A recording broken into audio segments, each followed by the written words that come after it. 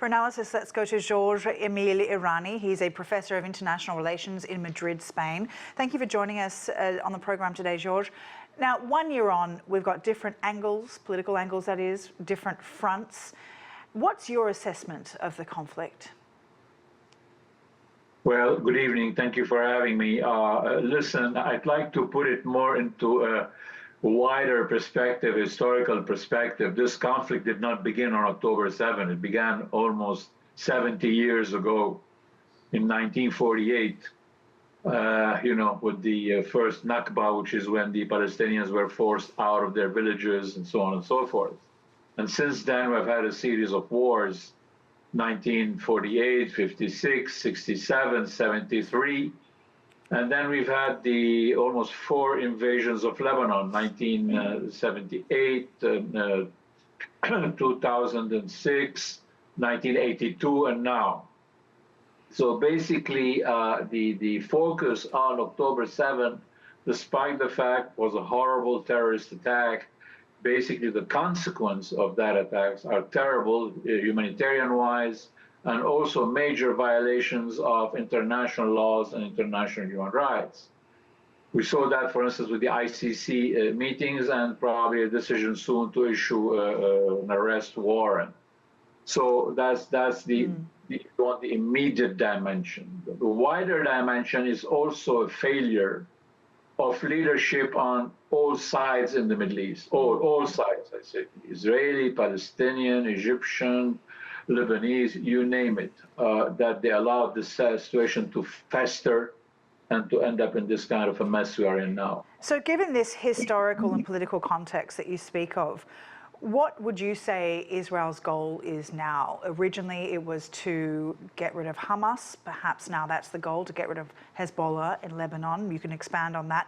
But is it to redraw the balance in the Middle East? If you want to, I just give you another dimension. What we are assisting today also as an Israeli-Iranian war, okay? In terms of, the dominance of the region.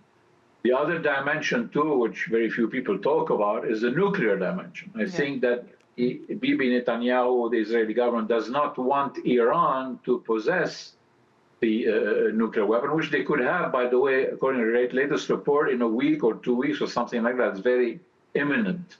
So that's another dimension to this whole story. Is that the position that Iran must go to, given that its proxies, Hezbollah and Hamas, are now not doing their job of deterring as they hoped they would?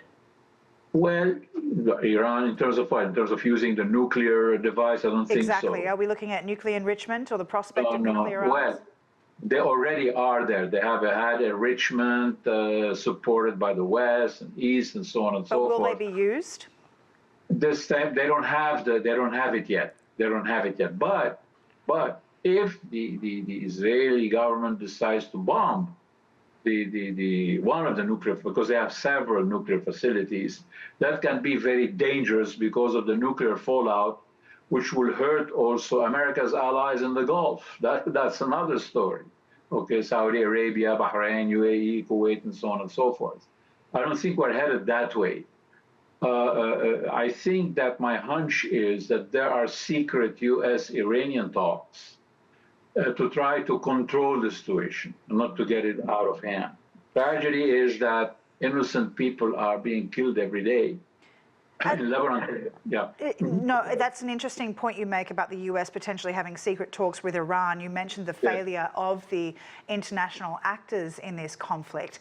The US is that one power that could have stopped this war in its tracks. Why hasn't it? Well, what can I tell you? I just saw data. I got it from the cost of war data from Brown University in the United States. Since October till today and counting, the United States has sent or spent for Israel, $22.76 billion. $22.76 billion. I urge you to check the Coast of War website, the Brown University, and you see there the data. So why hasn't it stopped the war? It will, of course, it's enhancing the war. That's the contradiction of the Biden administration foreign policy. On one hand, they have total support for Israel. On the other hand, they want to have peace. They want the hostages out. They want the peace process, and so on and so forth. You cannot have your cake and eat it too. No. That's the big issue. Just finally, George, 1 year on, we've seen nearly 42,000 people killed in Gaza. Are we likely to see a repeat of this in Lebanon? Well, in Lebanon, the numbers are counting. You have today 1.5 million almost internal refugees, which is a major burden for a country that already has 2 million Syrian refugees and 120,000 Palestinian refugees. They have the highest number of refugees in the world. Now, will it go the same? By the way, the numbers stated for Gaza are by far higher. The Lancet magazine, the British medical journal, talked about something like 140,000 people killed. Okay, so I don't think I hope it won't get at that level when it comes to Lebanon, because Lebanon is more complicated geographically. It's not like Gaza. Gaza is flat. Right. Lebanon, you have mountains, you have hideouts, and so on and so forth. So it's going to be harder to, in a sense, impose conditions and so on.